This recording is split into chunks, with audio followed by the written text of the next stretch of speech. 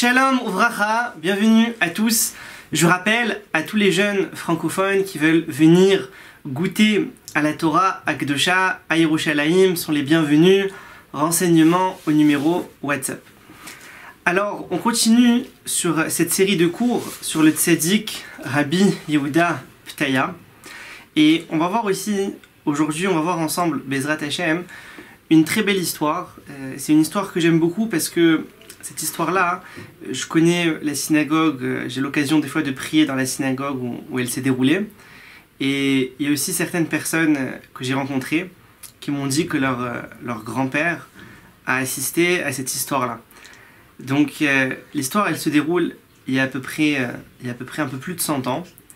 Et en fait, cette histoire, elle parle ici des réincarnations et plus précisément des esprits. Ça veut dire que quelqu'un, quand il part de ce monde-ci après 120 ans, alors il peut aller au Gan Eden s'il est méritant. S'il n'est pas méritant, il peut rentrer au Gehinnom pour se nettoyer là-bas de ses avérotes. Et puis après, rentrer au Gan Eden pour être payé sur ses mitzvot et ses srouyot. Mais des fois, des fois les avérotes, elles sont tellement graves qu'il ne peut pas rentrer au Gan Eden et il ne peut même pas rentrer au Gehinnom.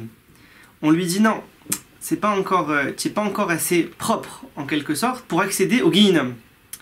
Donc son âme, sa neshama, elle va errer sur terre pendant un certain laps de temps. Ça peut être un mois, ça peut être un an, ça peut être 20 ans, ça peut être 100 ans. Et cette âme, elle va errer. Et elle va être accompagnée de trois policiers qui sont là en fait pour la frapper.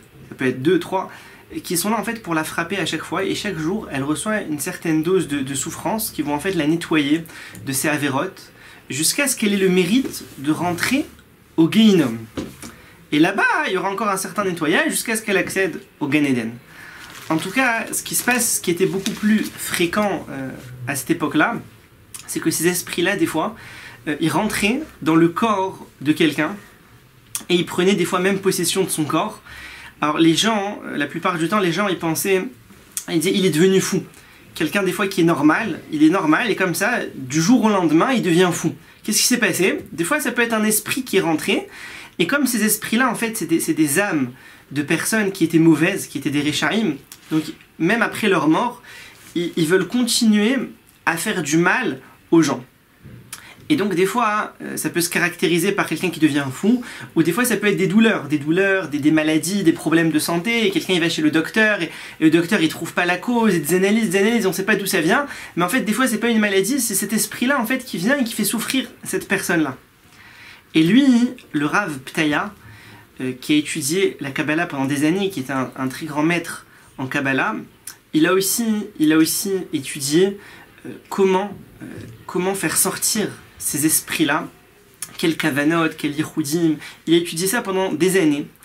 Et jusqu'à ce que Baruch Hashem il était capable, comme ça marchait pas toujours. Des fois, il raconte, des fois, il y avait des cas où il travaillait là-dessus pendant des années et ça aboutissait pas. Mais Baruch Hashem, il y a beaucoup d'histoires, et celles qu'on va raconter aujourd'hui, qui ont Baruch Hashem abouti.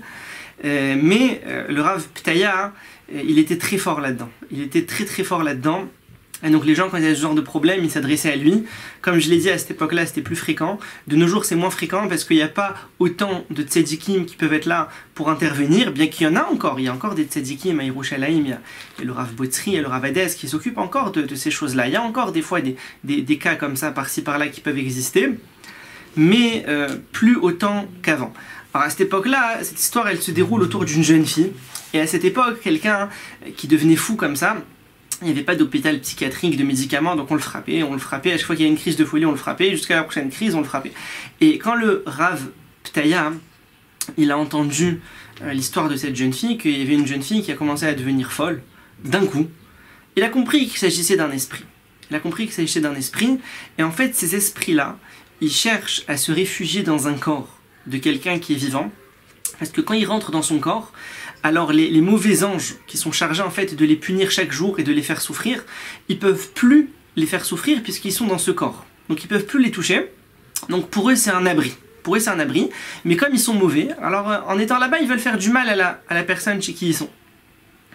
Et donc l'histoire elle se déroule dans la fameuse synagogue de Shoshanim les David, une très belle synagogue, très très ancienne. J'ai eu l'occasion de prier là-bas plusieurs fois. Ils ont conservé vraiment le côté ancien de la synagogue. C'est une synagogue qui a été fondée par le frère du Ben Ishraï. Le Ben Ishraï, à son époque, il avait envoyé son frère en Israël, à Jérusalem, et il lui avait dit tu vas faire une synagogue. Il avait cherché un endroit spécial, et là-bas il avait fait construire une synagogue. Et c'est incroyable, là, entre parenthèses, parce que le Ben Ishraï, dans sa chorma, dans son intelligence, il avait même pensé, et il s'est dit, cette synagogue, il faut qu'elle puisse se perpétuer, et une synagogue, il y a des frais de maintenance, il y a l'électricité, il y a l'eau, etc. Et il faut, et si la communauté, ils n'ont pas les moyens, des fois il y a moins de communautés, des fois ils n'ont pas les moyens. Après, ce qu'il a fait, il a dit à son frère, tu vas prendre cette synagogue dans un immeuble, et là-bas, il y aura aussi certaines maisons qui vont appartenir à la synagogue, et donc elles seront louées au profit de la synagogue. Et comme ça, le Ben Ishraï, il a voulu s'assurer que cette synagogue, elle puisse toujours fonctionner, grâce aux loyers qui vont être récoltés, etc. C'est vraiment, Chochma du Ben Ishraï, quelque chose de merveilleux. En tout cas, pour en revenir à notre histoire, cette jeune fille qui a commencé à faire des preuves comme ça de folie, ils l'ont amenée chez le Rav Ptaya. Il a compris qu'il s'agissait d'un esprit, et donc il a fixé un Mahamad, c'est-à-dire il a fixé un rendez-vous le lendemain à la synagogue, après Shacharit, et ils ont informé tout le monde. Ils ont informé tout le monde pour que tous les gens y viennent, parce que assister à un événement comme ça, hein, quelqu'un qui assiste à ça, il se dit ouais, attends quoi, ça existe, un esprit, quelqu'un qui est mort, quelqu'un qui est puni pour ses avérotes, qui revient, qui truc, c'est quoi ça? Qui dit ça existe, quelqu'un il voit ça, il a envie de faire teshuva. Il n'a plus envie de faire de avérotes quand quelqu'un il assiste à ça. Et donc il a invité tout le monde, ils ont fait passer le mot, et il a été voir 10 de ses élèves, et il leur a demandé de prendre avec lui. Ils ont pris sur eux un jeûne depuis la veille, depuis la Shkia. Ils ont commencé à jeûner, et le lendemain matin ils se sont levés tôt, ils sont partis au mikvé, ils ont commencé Shacharit, et ils ont commencé déjà pendant la tfila de Shacharit à faire certaines kavanot, et à la fin de la tfila, ils ont pris sur eux la mitzvah de Ve'afta l'ereacha kamocha, parce que pour que ça puisse marcher, il faut qu'il y ait un amour entier entre tous ceux qui vont participer, puisque le Ham Israël, on est tous liés, Ve'afta l'ereacha kamocha. Ils ont pris sur eux la mitzvah, et puis après, vers les coups de 8 heures, ils ont fait venir la jeune fille, ils l'ont mis au milieu de la synagogue. Elle était inconsciente, avec les yeux comme ça à l'envers, sans réagir.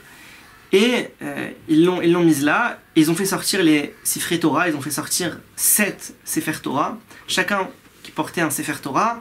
Ils ont commencé à tourner autour d'elle en disant les psukim, en commençant à lire certaines psukim, certaines kavanot, certains yichudim. Et le Rav Ptaya, il était là en train de faire les yichudim et de prier.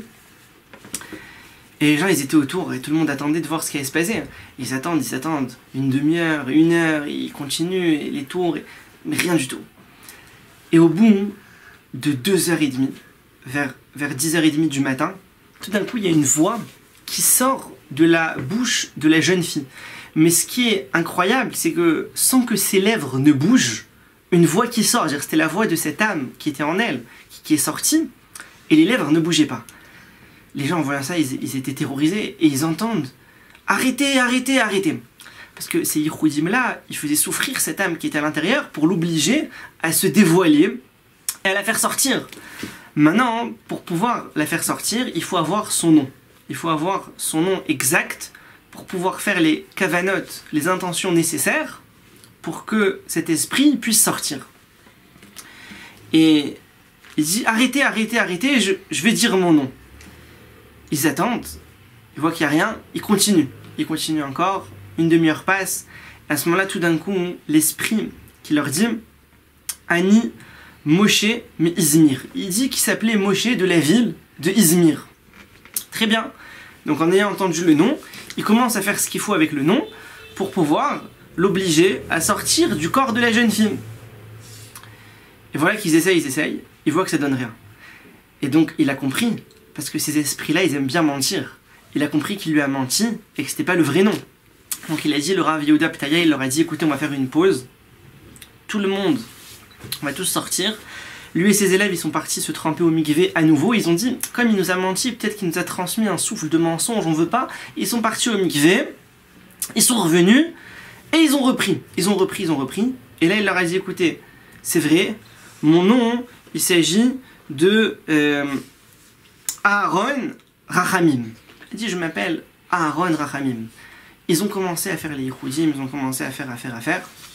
Et lui ont dit, qu'est-ce que tu es quand tu es rentré? Il leur a dit, écoutez, je suis rentré tel jour à telle heure dans le corps de cette jeune fille parce qu'elle a fait tel avéra. Et en général, ils obtiennent, ces esprits-là, ils obtiennent la permission de rentrer dans le corps de quelqu'un quand il fait une avéra. En général, quand ils mangent sans faire la brara, donc à travers la nourriture, ils peuvent eux aussi profiter pour s'introduire dans son corps et commencer à lui nuire. Et eux, ils en profitent pour échapper à ces mauvais anges qui leur font du mal. Et voilà que le dialogue il commence, et donc la jeune fille elle est là, avec la tête à l'envers, comme ça, elle inerte, elle bouge pas. Alors le Rav Yehuda Ptaya, il lui demande à l'esprit, il lui dit, quel tikkun, de quelle réparation tu as besoin, dis-moi. Il lui dit, il n'y a pas de réparation possible pour moi, j'ai fait trop d'avérotes, et ces anges ils sont derrière moi, et ça fait des années que je gère comme ça dans le monde, c'est impossible, j'ai fait trop de mauvaises choses durant ma vie. Il lui a dit, écoute, dis-moi quels sont ces avérotes, je vais voir quel tikkun, je peux faire un tikkun pour toi, une réparation qui va te permettre de sortir de cette situation-là et de pouvoir avancer. Il lui a dit, écoute, tu peux pas. Et alors le Rav Yehuda, il lui a dit, viens me voir une fois que ce sera fini, viens dans un rêve, tu viens et tu me dis dans le rêve ton nom, exactement les autres détails, et Bezrat Hashem, je verrai ce que je peux faire pour toi, et maintenant tu es obligé de sortir. Il lui a dit, d'accord, je sors, mais en sortant, j'étrangle la jeune fille. Et je la tue. Parce qu'ils ont besoin de faire du mal. Ils ont besoin de nuire. Il lui a dit hors de question. Il a dit hors de question, tu vas sortir par le petit doigt de cette jeune fille. Tu vas sortir par là-bas. Elle lui a dit non, je peux pas par le doigt, je sors par les yeux. Et au moment de sortir, je la rends aveugle. Et il dit non, hors de question, tu peux pas la rendre aveugle. Je décrète sur toi que tu sors par le petit doigt. Par l'espace qu'il y a entre l'ongle et la peau, par là-bas tu sors. Après avoir insisté, etc., l'esprit l'a accepté, il leur a dit poussez-vous, poussez-vous. Les gens qui étaient là-bas, ils étaient terrifiés, dire assister à quelque chose comme ça. Et je vous dis, moi il y a des gens que je connais qui me disent que leur grand-père, ils ont assisté à ça quand ils étaient jeunes, leur arrière-grand-père, grand-père. C'est-à-dire c'est une histoire qui est connue. Et les gens qui étaient là-bas, la plupart, il y en a qui ont eu peur. Ils sont sortis de la synagogue. Les femmes et les enfants n'ont pas été autorisés à venir. Il n'y avait que des hommes. Et parmi les hommes-là, il y en a qui ont eu peur, ils sont sortis de la synagogue. Et au moment de sortir, l'esprit il dit poussez-vous, poussez-vous, poussez-vous, il recule. Et là, tout d'un coup, il dit, je sors, il sort. Et ils entendent une fenêtre qui explose. Et la jeune fille qui se réveille. La jeune fille qui se réveille et qui comprend pas, elle ouvre les yeux, elle voit en face d'elle 7 Mikoubalim avec des Sefer Torah dans les mains. Qu'est-ce qui se passe ici? Elle se sauve, elle s'en va. Mais ils ont compris que Baruch Hashem, l'esprit, il était sorti. Et que maintenant, cette jeune fille, elle allait pouvoir continuer à vivre normalement. Alors, cette histoire-là, c'est des histoires comme ça, il y en a beaucoup. Le Rav Yehuda Ptaya, il a écrit un livre qui s'appelle Ruchot Mesaprot. En fait, c'est un livre dans lequel il résume, il raconte tous les cas, pas tous, mais peut-être beaucoup des cas d'esprit qu'il a fait sortir. Alors, Tevoreru, Pierre Elion, soyez bénis de la bouche d'Hachem. À bientôt.